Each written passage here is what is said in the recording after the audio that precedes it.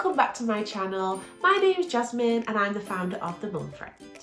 In today's video, I'm going to be doing something a little bit different. I'm actually doing a collaboration with one of my good friends, Mikail.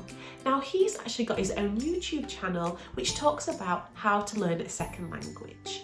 And I thought this would be perfect to incorporate in how to learn a second language with your toddler.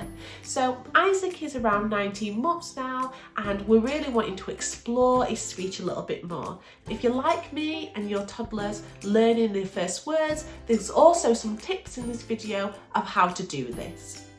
Now, if you do enjoy this video, please give it a thumbs up or comment if you would like any more further information.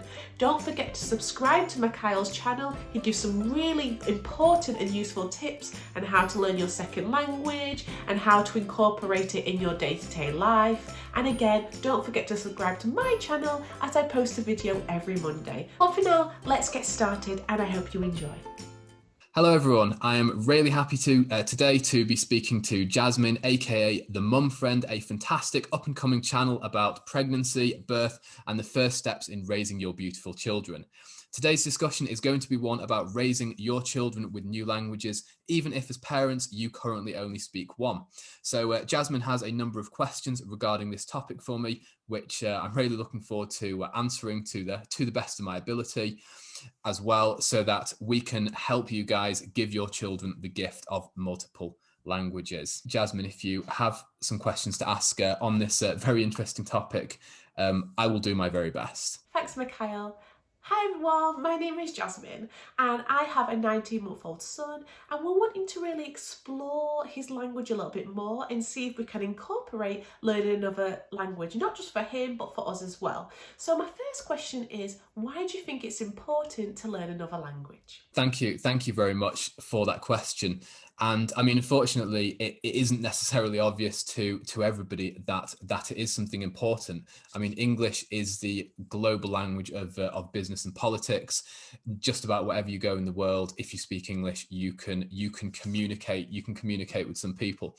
But nonetheless, teaching your child additional languages has many benefits. The obvious one, of course, is that it allows them to directly connect with many more new people across the globe. This, I think this is very important for right or wrong, we live in an increasingly interconnected and globalized world, and that ability to connect with many more people, whether it is for business, whether it is for fun, whether it is just to get a perspective as to how other cultures think and their histories, learning other languages is absolutely necessary for that. I like to think of learning other languages as something like having another superpower, because it isn't just the ability to have more words. Different languages are really different types of communication. They're not just other versions of English, but with different words. They are different types of communication with different patterns, rhythms, tones, many words which don't exist in English, many incredible and beautiful expressions which you can only appreciate if you can speak in other languages. Then, of course, the ability to speak other languages greatly helps your ability to learn other languages. There are many reasons for that. Sometimes it's because languages are related. Sometimes it's because you can compare and contrast. Once you've learnt your second language, learning other languages and understanding languages becomes loads easier. So you're giving them a great ability to connect with people and a superpower to learn how to do it even more.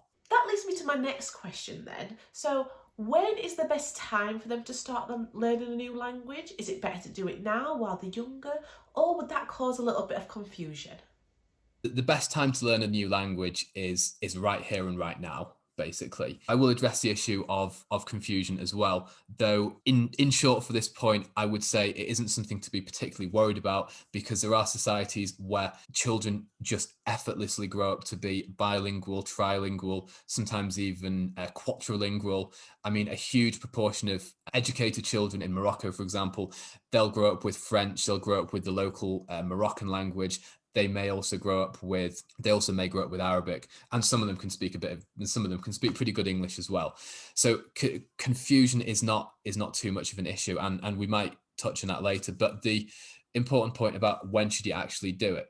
Well, the the answer is quite simply right here and now. I mean, a really important thing I want to get across, and you can see it as a piece of good news or a piece of bad news, depending on how you look at it, which is that small children do not actually have a specifically unique talent for learning languages. Now, the good aspect of this, of course, means that as a parent, you can also learn it with them just as well. It also means that if you're, for any viewers whose children are 4, 5, 6, even older than that, they aren't actually impaired. Yeah, I guess with the I suppose point which I alluded to really about young children actually not being any more kind of miraculous at learning languages than adults, it means that no matter what age the child is and no matter what age the parent is, you can actually all learn languages equally well. Now, the slight advantage that very young children have is that their ears are a little bit more sensitive to different tones. So this is why, for example, an immigrant child will quite often pick up English without much of an accent because their ears are a bit more sensitive to tones, whereas their parents will often, even if they've lived here for 10, 20 years, they'll retain an accent. But in terms of actually acquiring the language, you can do it very, very efficiently. No matter, there's no window of time that's going to expire, right? I mean, you can learn new languages in your 60s, in your 70s, and the age is not a disadvantage per se. The issue of confusion isn't actually either. Children do learn how to differentiate quite quickly as well. They do know that their parents talk in a certain way and that other people don't. I was watching a very interesting video by a language learner who's she speaks Arabic, she speaks German as a native and other languages as well. And she said it was around the age of 3 where she could very, very skillfully, and it really when she went to nursery, when she could clearly separate Arabic from German, because when she was at the nursery, she realized some things I say people don't understand, other things I say people do understand, and she learned to sort those out straight away. So I don't think confusion per se, or the fear that the first language will be impaired is really a thing. I mean, in some sense, they're just learning a lot more words. If they've learned the word for tiger in English, now they're going to learn it in French, whatever the case may be. They've just learned a lot more words. Okay, so how would you incorporate learning another language? Are there any activities that you could suggest we could use? Maybe it could be books or listening to audios. What would you recommend? I think before we talk about specific activities, I think what really needs to be understood is the process of how the human being learns actually learns a language. Or a better way to think of it, it sounds like a pedantic difference, but is how a person acquires a language. The reason I say acquires and not learns is because we don't learn languages in a comparable way to how we learn, let's say, science, or how we learn other academic subjects. And this, by the way, is why schools are awful for teaching languages, right? This is why somebody like myself, actually, when I was in school, can get the highest grade in an exam at the age of 16 in French. And I mean, if I heard native speech, it's not that I would understand bits and bobs, it would just be noise. I would not understand it at all.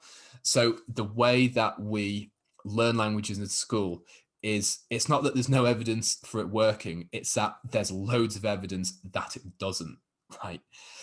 But that also means that it's good, because what is not going to work is if you try to torment your children. Obviously your son is younger, but for those who have older children, if you torment them with grammar books, for example, it's not just that it's boring, it doesn't work.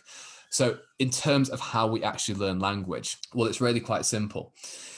We hear sounds and then we match those sounds to context. That's it. So, the way that, for example, we learn the word dinner is because we will hear a load of sounds that contains dinner, and whenever a sentence that contains that word dinner is present, usually some food will come at some point. So I think, and I could be, this is a bit speculative, but I think that young children get used to sort of phrases and sentences. Would you like to come for dinner? Dinner is going to be in 5 minutes. Would you like some dinner? And then they actually break down, they actually make sense of the units of those. In other words, the words. What needs to happen is exposure to a huge amount of sounds. Now, an insider kind of secret over here, which really shouldn't be a secret, is that listening to lots and lots of sounds in the language, even before you can understand them, is incredibly helpful. This is something I wish I had learned this years ago. I wish I had learned this in school. I mean, there are even some language learners who literally advocate just listening for weeks, even before knowing what it means. Now, I would probably say ideally it is better to know what it means for psychological reasons, not being frustrated and so on. But the point is still valid, that most of learning language is getting used to sounds. So that means that the first and most obvious thing that you can do straight away is subjecting your child and yourself to loads and loads of sounds. That could be audiobooks. Audiobooks actually have a much higher concentration of sound because the people are constantly talking. So even before looking at the finer details, the first thing that I would say is listen like crazy. Think of it as music, where you are getting accustomed to the sounds and the tones. So first thing you can do is loads and loads of listening. Really, really important. The additional things you can do, yes, absolutely, you can. You mentioned books, so books with different objects. One of our favourites that we use at the moment, this is My First Word book. So with the books in here, we learn like the animals. It's got pictures of different animals in, and we would go through that one together. So maybe could a good idea be to put another language underneath it? In terms of activities, I mean, one thing you could do with that book is very simply, you could easily just write a translation underneath each one. Often I'm quite guarded against Google Translate for various reasons when it comes to things like sentences and certain words, because some words just don't translate. They just do not translate at all.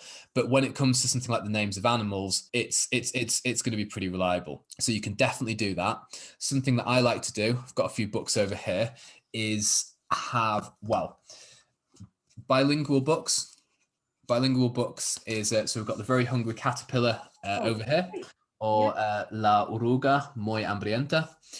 And the thing about a bilingual book is that you can, I mean, the text is pretty parallel. I mean, it opens by saying, for my sister, can't even pronounce the sister's name. Looks like it's saying Krista, okay?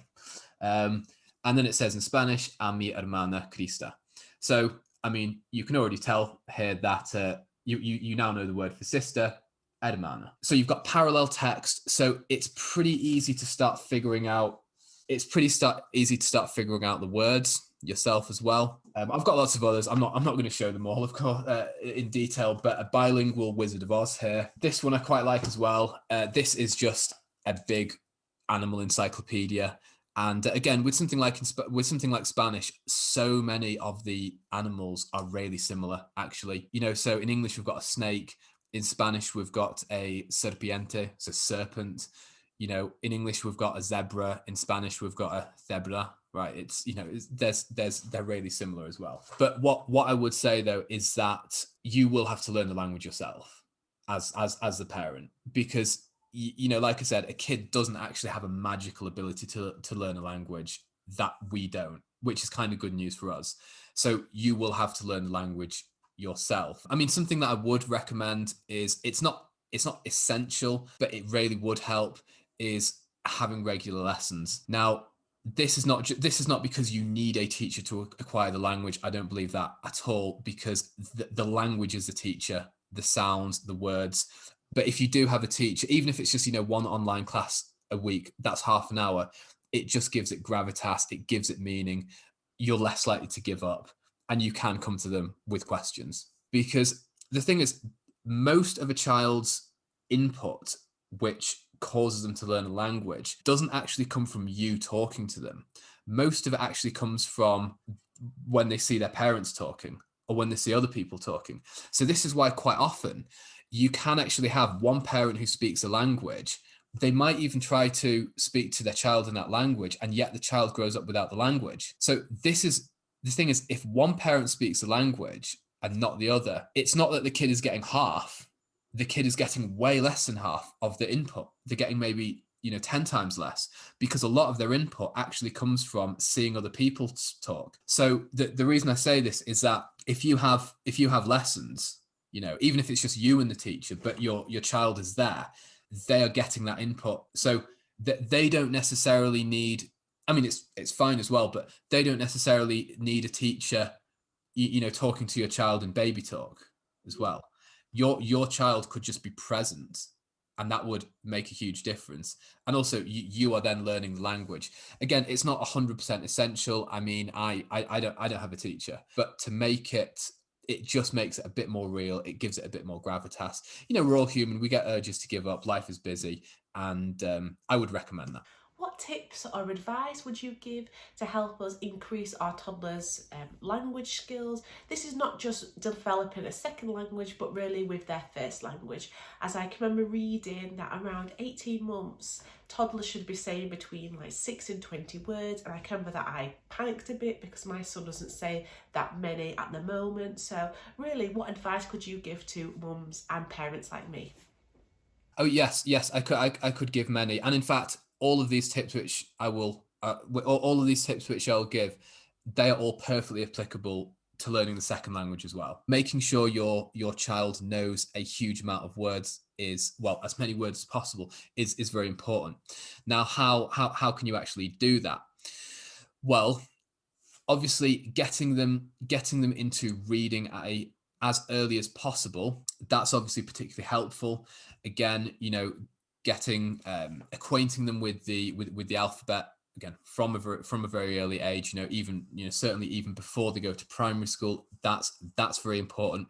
Developing a reading habit, and you yourself consciously using extensive vocabulary, that's very important. And reading to them, I mean, the thing is, often when we read to our young kids, we read, kind of baby stuff. But I actually tend not to do that, actually. I don't usually read particularly babyish stuff. So, I mean, I might read something like The Hungry Caterpillar, but I tend not to read things where it's just like, okay, there's one word on this page. And I don't think there's anything wrong with that, but I think it is, I mean, my daughter's mum usually does that. But I don't see anything wrong with just reading a normal book, right? And because I'm doing so in another language, I am also learning that language. So I don't really see the problem, for example, with me talking about, I'm going to open the page randomly, some kind of flashy creature, right? Okay, I don't really see the problem about me reading about penguins in Spanish to my daughter, right? Because she's getting exposed to more words. And it's an interesting thing about learning words, because we don't really learn words in isolation on the whole. We usually learn them in context. So what does it actually mean to learn a word, to know a word? You might say, oh, I don't feel like Isaac knows that many words. Chances are he actually knows a lot more words passively than you might realize. He might not know all the applications for those words, but passive vocabulary, familiarity, this is very important with learning other languages as well. That's very important. So yeah, in short, getting them involved in reading stuff that is not just for babies, that is incredibly important, whether it's their native language or whether it is another language. Though I would really like to reiterate, because again, I can well imagine some viewers thinking, well, look, like I am struggling to teach my child, my native language, such and such such and such lady who boasts about how many words their little kid can say, and her daughter's a week younger and stuff, and my son's only making sounds. Why would I then bring in another language? Well, it doesn't work like that, in the sense that bringing another language doesn't impede it at all, really. There's very little evidence to show that. And in fact, with a language like Spanish or French, I would actually say that hugely complements their English massively, because a lot of English vocabulary that is not so much common usage. So, longer words that are, taken from Latin, so scientific words, and more kind of archaic words. A lot of these words, they're there in French and Spanish, but they're very common words. They're very high frequency. So learning other languages really helps you, really actually does help you with your native one, as well. It's about making those connections. So I hope that answered that question. Thanks for answering that, Mikail. And like you say, it's not just about how many words your toddler or baby can say, it's also about how many they can recognise and the different sounds that they can make. So it's put my mind at ease, so I'm guessing it's going to put a lot of the viewers' minds at ease as well. So my final question is then, are there any apps that you recommend using when you're learning another language? Yes, yes, there absolutely are. So if you'll recall from earlier in the session, what we said is the way that somebody learns language is that they hear a lot of sounds and then they match those sounds to context. Now, if an app can fulfill that, it is a useful app. Now, I don't think apps are 100% necessary by any means, but there are some that are particularly useful. Though, again, what I will actually say is that whole, I mean, Jasmine mentioned that a lot of people are very busy. Listening to language while doing your chores and any other tasks really helps, right? Again, this is why language is so different to maths and science. If you're listening to some mathematical explanation while you're even washing the dishes, the cognitive load will not really allow you to understand it. But with a language, it's something you're getting used to. You're getting used to the sounds, the tones, the rhythms, and the words. So just a really important point on listening before I talk about apps, actually, you can and should listen whilst you are doing anything else. And in this respect, it does not take up an iota more of your time. Now, when we come to apps, now again, I'm not affiliated with any particular apps. There are some that I found to be very ineffective. There's some that I think are quite effective. Generally speaking, I think the famous one, Duolingo, tends not to be particularly effective. And there are many reasons for this that I won't go into. You'll just have to, you can just trust me on this one for now. There are some circumstances where it can be, but generally speaking, can honestly say I do not think it's conducive to language learning. One app which I have particularly found to be useful is an app called Link. It's spelt Ling, and then it has the letter Q afterwards. We'll put all this stuff in the description, of course. Link, I think, is particularly useful because it gets you reading and listening at the same time. You can also make a playlist which you can just listen to, with or without internet, which you can just listen to all the time. I think that is very useful. So Link is one that I would particularly recommend.